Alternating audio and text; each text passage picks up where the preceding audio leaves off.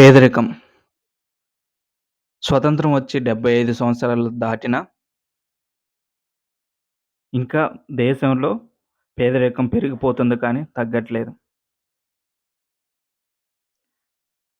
అక్షరాస్యత మెరుగుపడుతుంది. కానీ ఉద్యోగాలు లేవు.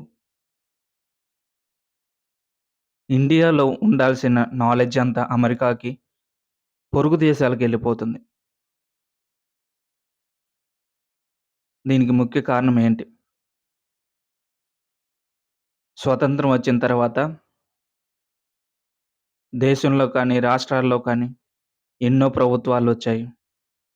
ఇంకెన్నో టెక్నాలజీస్ మారాయి. గుర్రాలు, ఎద్దుల బండ్లు ఇలాంటివి పోయి మోటార్స్ వచ్చాయి. మంచి మంచి రోడ్లొచ్చాయి. ఎన్ని వచ్చినా పేదవాడి బతుకులో వెలుగు రావట్లేదు. ఎందుకలా? మనం ముద్రించే కరెన్సీ కూడా, ఇండియన్ కరెన్సీ కూడా మార్పులు చెందుతూ వచ్చింది. అయినా పేదవాడి జీవితంలో మార్పు రాలే.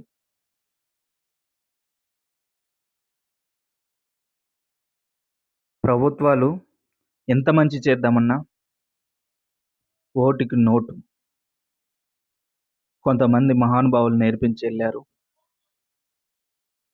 అది నేర్చుకున్న పేద ప్రజలు, ఈళ్ళు మనకేం చేస్తారు?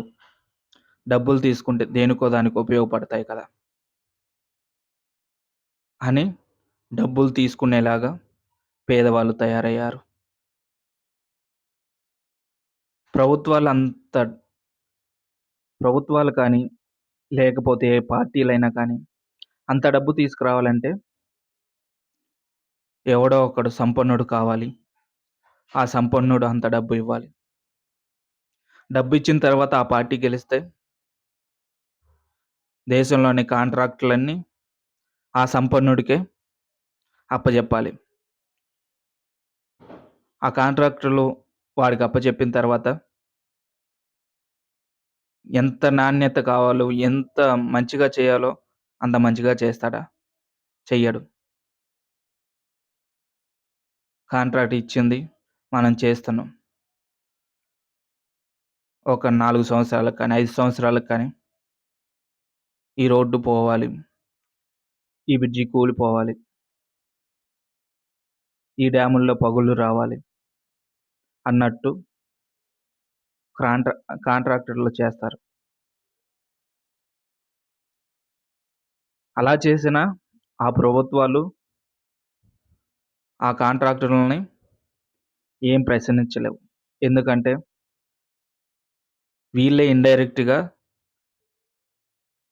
ప్రభుత్వం స్థాపించిన పార్టీకి స్పాన్సర్‌లుగా ఉంటారు కాబట్టి.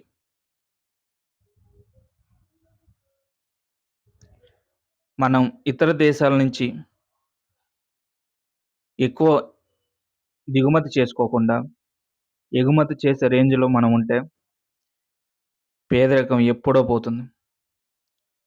దానికి కావాల్సింది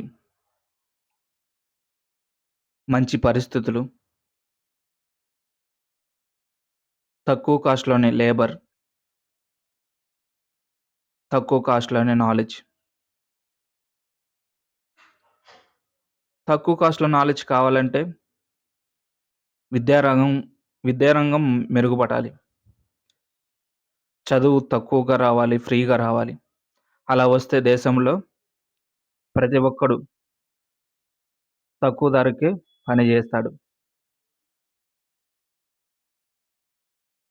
ఎక్కువ లాభాలను తీసుకొస్తాడు. అప్పుడు దేశ ఆర్థికంగా మెరుగుపడుతుంది. పేదవాడి లైఫ్ మారుతుంది. మనం పండించే పంటలు కూడా నిత్యం నీరు రావాలి. ఎండాకాలం రాకపోయినా సకాలంలో వర్షాలు పడుతూ, సకాలంలో నీరు అందుతూ ఉండాలి. కానీ అలా అందటానికి ఎన్ని డ్యాములు కట్టినా, ఎంత చేసినా అవ్వట్లేదు. ఎందుకంటే ఒక ప్రభుత్వం చేసిన పని ఇంకో ప్రభుత్వం చేయదు. చాలా స్లోగా చేస్తుంది. స్లోగా కడుతుంది. దాని వ్యయం మాత్రం పెరిగిపోతుంది. రూ. 10 ఉండాల్సింది రూ. 100, రూ. 100 ఉండాల్సింది రూ. 1000 అలా పెరిగిపోతుంది. ఆ భారమంతా పేదవాడి పైన పడుతుంది.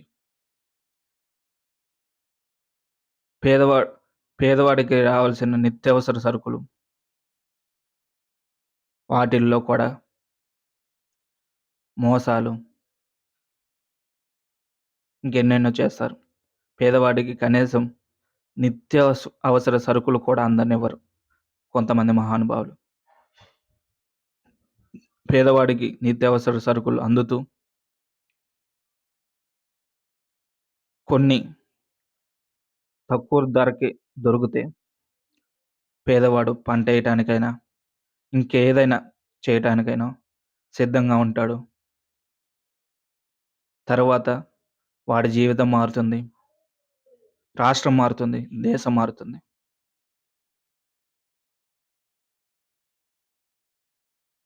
ఓటికి నోటు తీసుకోనంత వరకు కొన్ని కొన్ని మారుతాయి. కొన్ని మారిన తర్వాత మన నిత్యావసర సరుకులు తక్కువ ధరకొస్తే కొన్ని ప్రభుత్వం ఇచ్చే నిత్యావసర సరుకులు పేదవాడి దాకా చేరితే పేదవాడు పట్టెడు అన్నం తింటాడు. వాడి జీవితం మారుతుంది. ఇంకా ఎన్నో మారుతాయి.